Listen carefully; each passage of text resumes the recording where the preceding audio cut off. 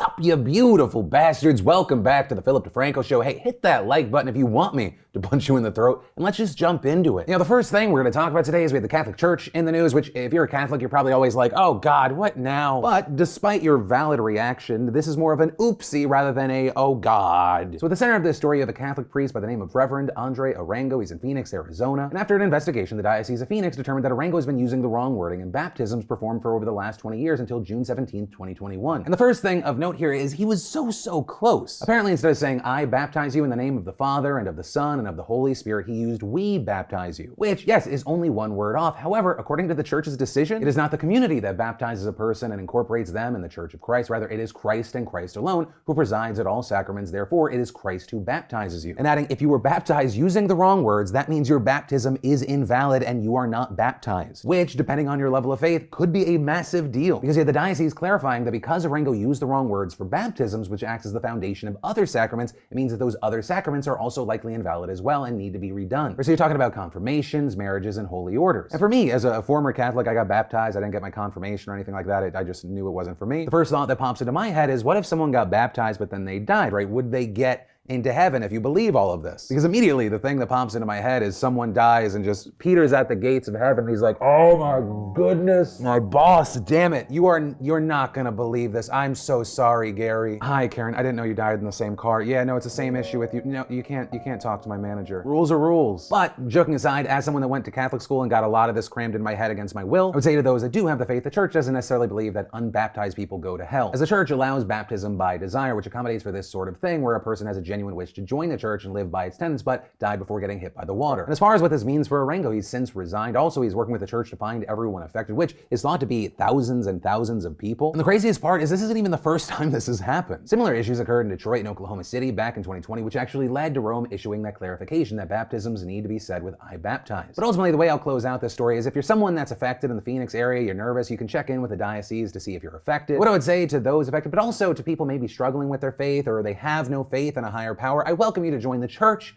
of DeFranco. Our belief is we don't know what happens when you die, and our only tenet is the key one: treat others as you wish to be treated. Or because isn't that what everything should boil down to? Like, don't be a fuckhead and treat the other as if it was yourself. We love everyone here unless they hurt others. It's simple. And then in some entertainment news, we saw some Valentine's Day news trickle into the day after, and it was something we didn't cover yesterday. Or we briefly talked about how big companies target couples as well as even single people, but also Valentine's Day has also become an interesting day as far as personal promotion, whether it be a creator that's on kind of the more adult-themed OnlyFans angle, or even more mainstream folk that don't go that route. One of the things that garnered the most attention yesterday, got a lot of people talking, was the shoot between the massive creators Bella Poarch and Valkyrae. And among the photos released, we see the two mercilessly destroying a seemingly innocent teddy bear, with Bella posting some of the photos asking if anyone wants to be stepped on. There's also one where Valkyrae is licking a bloody knife. While the general public reaction was this mix of support and thirst, the internet is also still the internet. We ended up seeing a number of people attacking these two for putting out this kind of content. Some accusing them of being female content creators that just ride off of their looks, some going really derogatory, saying slut and that it looks like a horror commercial. And ultimately, with this kind of quick story, I just want to end it on two notes. One, I really wish more people realize, like, you do not need to share every shitty thought in your head on social media, because also,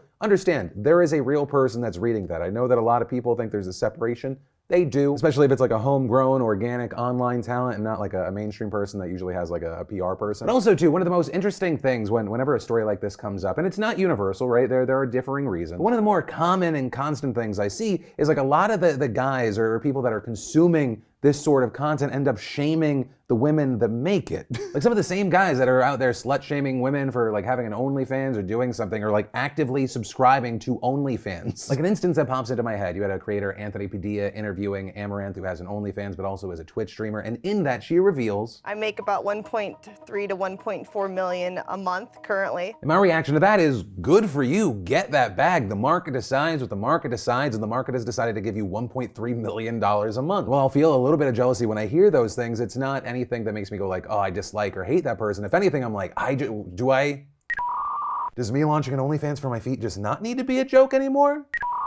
Do we finally launch OnlyFills? And I don't know, for me, a lot of it feels like the negativity comes from this thing that just doesn't add up. Like the things that stem from like the douche bro alpha male podcast. You're like, I wanna have sex with tons of women, but women that don't have sex regularly.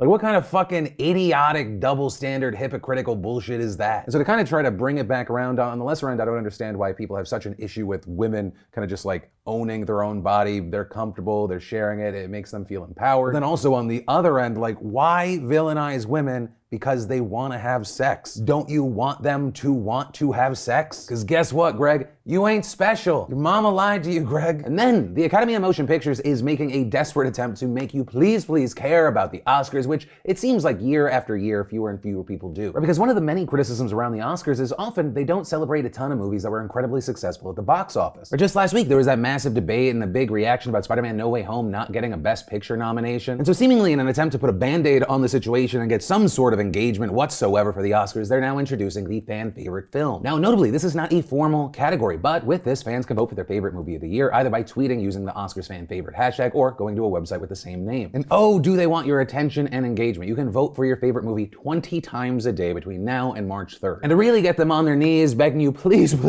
care about the Oscars, voters will also be entered into a contest to attend next year's Oscars. So that's the story, but really at the end of the day, this is just kind of a recycled idea from 2019. If you don't remember, ahead of the 2019 Oscars, they announced a new category called Best Popular Movie, but it got tons of backlash. Right, that was the year of Black Panther, and people were concerned that if there was this popular movie category, movies like Black Panther would only get nominated there and lose their chance at Best Picture. Essentially demoting the movie, limiting it to this like lower class of trophy. And that criticism quickly led to the idea of being scrapped, and of course Black Panther getting a Best Picture nod. But now we just have to wait to see if this fan favorite idea works out, or if there's enough resistance for it to eventually be scrapped, or if just no one will care. But personally, I kind of just don't care about it all, and that's also probably the reason why they're doing it. But yeah, ultimately that is where we are, and we kind of just have to wait to see, do they do just like what they did back in 2019? They end up scrapping the idea after public reaction, or, you know, does this move forward and does it actually get them more eyes and more attention? We'll have to wait to see. But from that, I want to take a second to thank the sponsor of today's show, Stamps.com/Phil. Whether you're a small office sending out invoices and online sellers shipping orders, or even a giant warehouse sending out thousands of packages a day, Stamps.com is great for any size business. Personally, I love how convenient and cost-effective this is for me and my business, and I can even get all my mailing and shipping done without even leaving my house. For more than 20 years, Stamps.com has been indispensable for over 1 million businesses. You can print official US postage from your computer 24/7. There's no special supplies or equipment needed. And with Stamps.com/Phil, you get exclusive discounts on post office rates like 40% off USPS and 76% off UPS rates. Using Stamps.com just makes sense, especially if your business sends more mail and packages this time of year. Personally, it saves me time and money, freeing me up to produce the show, work on the new studio, come up with the next drop, which, oh, I'm so excited to drop. So yeah, save time and money. Go to Stamps.com/Phil to get a 4-week trial plus free postage and a digital scale. There's no risk, no long-term commitments, no contracts, and never go to the post office again. Now remember, that's Stamps.com/Phil. And then mail-in ballots, they're supposed to make voting easier unless you're in Texas. Which is crazy because the state already has some of the most restrictive mail-in voting requirements in the US, allowing only people who are over 65, disabled, out of town, or in jail to cast mail-in ballots. But now the state's recent and extremely controversial election law, known as SB1, had new provisions go into effect that are already affecting mail-in voters in the upcoming March 1st primary elections, with county election officials across the state reporting an unusually high amount of rejected ballots. And you might wonder, okay, when you say unusually high, are we talking about like 5%, 10%, God forbid, 15%? Well, according to officials in Harris County, the state's largest county, as of this weekend, they have received around 6,500 mail-in ballots, and of those, nearly 38% have been sent back to voters. 38%, and that's just so far, with the county expecting tens of thousands of mail-in ballots, and that rejection rate is similar across the state, with some counties reporting even higher rejection rates. And the sudden surge of rejected ballots is almost exclusively because there's a new requirement that ballots and the return envelopes both need to have the same ID number on them as what the voter used when they registered to vote. Notably, a social security number can also be used, but the same problem applies. Right? Many voters just don't know about this new requirement, and they're not putting their ID information on both the ballot and the envelope, especially because the spot on the envelope where they're supposed to put their info is under the flap that seals it shut, which I will say that placement does make sense, otherwise the info would be available to the public, but it does feel like it's being used for nefarious reasons. And what's been found is that the earlier a person voted, the less of an issue all of this is. But election officials can choose to send the ballot back with an envelope to be fixed if they determine there's enough time to do that. But as election day gets closer, things get more complicated and difficult for voters, and officials will need to resort to other solutions. And here's how James Slattery, a senior attorney with the Texas Civil Rights Project, described those, saying the county may, but is not required to, contact the voter and say you can either cancel your mail ballot and vote in person, or come to the clerk's office in person within 6 days of the election to fix the problem. That is a very convoluted process that obviously is not helpful for people who are not in Texas. Also, another issue that some voters face, even if they put their ID in the correct spots, is just mismatching information. Many voters registered years, if not decades ago, and sometimes IDs change. And so to help with that, you have state officials urging voters to include both their ID number and social security number on the ballots and envelopes, saying that it will help reduce the chance of a ballot being rejected. But ultimately, where we're at is, we have a few weeks to see how bad this issue is truly going to become, and it's going to be an important one. But also with this, at the same time, there is a question of, which party will this affect the most? Because while it is true, if you look to the last election, Democrats by far vote more than Republicans by mail, because Texas already has very strict mail-in policies, right? You can only vote like this if it's 65 and older and a few other things, because statistically, more often than not, older voters vote conservative. Which, yes, you could argue would be an amazing self-own, but also it's still not a thing that makes sense. Even if I disagree with someone, whether it be on one issue or ideologically, their vote should still count. And then, I couldn't fault you if you didn't know what was happening in the Honduran political system right now, but it is very dramatic, it is very interesting, and it does involve the United States, because of course it does. So less than 3 weeks after he left office, ex-president of Honduras, Juan Orlando Hernandez, is now fighting the possibility of being imprisoned in the United States. America has asked the current government for his extradition, although the exact charges are not known. However, Hernandez has long been suspected of having ties to drug trafficking. First off, his brother was actually sentenced to life in prison in the U.S. last March for drug trafficking and weapon charges. During that, federal prosecutors in New York named ex-president Hernandez as a co-conspirator and claimed that he accepted bribes from traffickers in return for protecting them as president. So the extradition request not coming out of nowhere, however, it has now led to a bit of a standoff at his residence with police surrounding the building. His lawyer saying that until a judge is selected to deal with the extradition request, it is understood that no arrest order exists. Also arguing that Hernandez has legal immunity because he's a representative of the Central American Parliament, a role that he just so happened to get the same day that he left the Honduran presidency. And so as far as what happens from here, you have the vice president of the newly elected National Congress pleading with Hernandez to just turn himself in. And actually, that's exactly what happened after I finished recording the first version of this story, with Hernandez telling supporters that, quote, "I am ready and prepared to cooperate and go voluntarily to face this situation and defend myself." And the country's 15 Supreme Court justices have already scheduled a meeting for today to select a judge to handle this extradition case. But a key thing here is that even though Hernandez is turning himself in, the decision to actually extradite him still needs to be made. In Honduras, unlike in the United States, where the Supreme Court is a lifetime appointment, justices are only appointed there for 7-year terms. And with all of them having been selected by Congress in 2016 during Hernandez's first term, many are known to be very close with the ex-president. So that's going to be a key thing to watch. However, if Hernandez is eventually extradited, it kind of would be an ironic twist, since he's actually the guy that pushed for a law that would allow Honduran citizens to be extradited while he was president of Congress. And then in settlement news, there were two